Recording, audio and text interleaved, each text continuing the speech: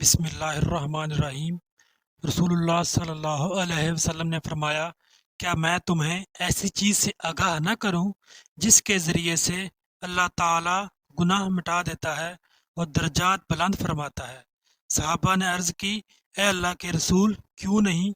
تو آپ نے فرمایا، ناگواریوں کے باوجود اچھی طرح وضو کرنا، مساجد تک زیادہ قدم چلنا، ایک نماز کے بعد دوسری نماز کا انتظار کرنا، سو یہی رباط ہے، یعنی شیطان کے خلاف جنگ کی چھاؤنی ہے۔ رسول اللہ صلی اللہ علیہ وسلم نے فرمایا، تم دو سخت لعنت والے کاموں سے بچو۔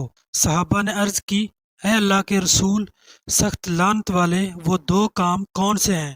آپ نے فرمایا، جو انسان لوگوں کی گزرگاہ میں یا ان کی سایہ دار جگہ میں جہاں وہ آرام کرتے ہیں قضائے حاجت کرتا ہے، لوگ ان دونوں کاموں پر اس کو سخت برا بھلا کہتے ہیں۔